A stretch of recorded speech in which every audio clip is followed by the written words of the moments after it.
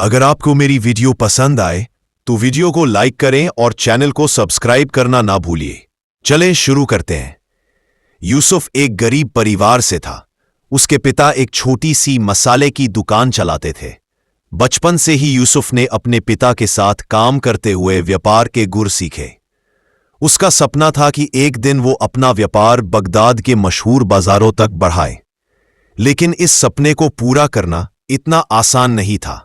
एक रात जब यूसुफ अपने पिता के साथ दुकान बंद कर रहा था, एक अजीब औरत उनके पास आई। उस औरत ने यूसुफ के पिता से कहा, यह लड़का एक दिन व्यापार के इतिहास को बदल देगा, लेकिन इसका एक राज है जो इसके सफर को रोचक और मुश्किल बनाएगा।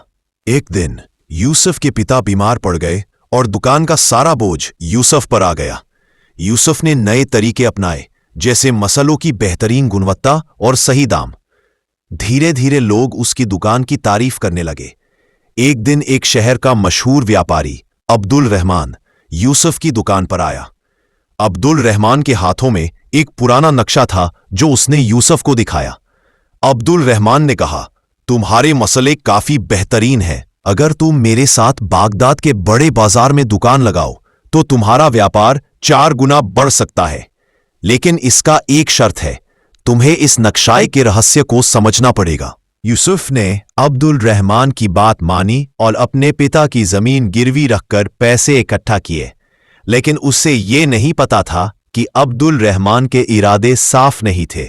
जब दुकान खुली तो अब्दुल रहमान ने यूसुफ के मसाले के साथ मिलावट करके उसकी इज्जत को बिगाड़ने की कोशिश की। यूसुफ ने यह धोखा तब समझा जब कई ग्राहक उसकी दुकान पर शिकायत लेकर आए। यूसुफ ने अब्दुल रहमान का सामना किया और उससे कहा, मैं तुम्हारे धोखे का जवाब अपनी मेहनत और ईमानदारी से दूंगा। यूसुफ ने अपनी दुकान से मिलावट वाले मसाले हटा दिए और नक्शा के राज को समझने का फैसला किया। नक्शा एक पुराने मसाले की जगह दिखाता था जो सिर्फ चीन के जंगल में मिलता था और जो किसी भी मसाले की सुगंध और स्वाद को 10 गुना बढ़ा सकता था। यूसुफ ने उस मसाले को ढूंढने का फैसला किया। सफर आसान नहीं था। जब यूसुफ चीन के जंगल में पहुंचा तो उसने देखा कि वहां के मसाले पर एक डकैतों का झुंड कब्जा कर चुका है। यूसुफ ने अपने साथी कैरवेन के साथ एक रात डकैतों से सामना किया।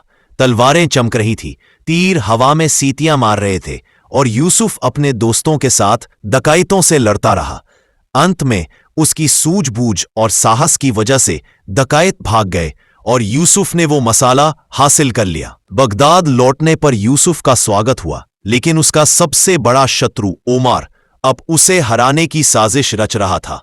ओमार ने यूसुफ के खिलाफ अफवाहें फैलाई कि उसका मसाला मिलावट से भरा है। यूसुफ ने ग्राहकों को अपने मसाले का स्वाद चखाया और साबित किया कि ओमार झूठ बोल रहा है।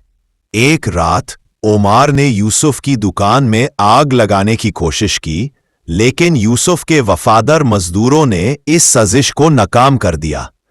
यूसुफ ने ओमार को माफ कर दिया और कहा, एक व्यापारी की पहचान उसके व्यापार से होती है, ना कि उसके दुष्ट विचारों से।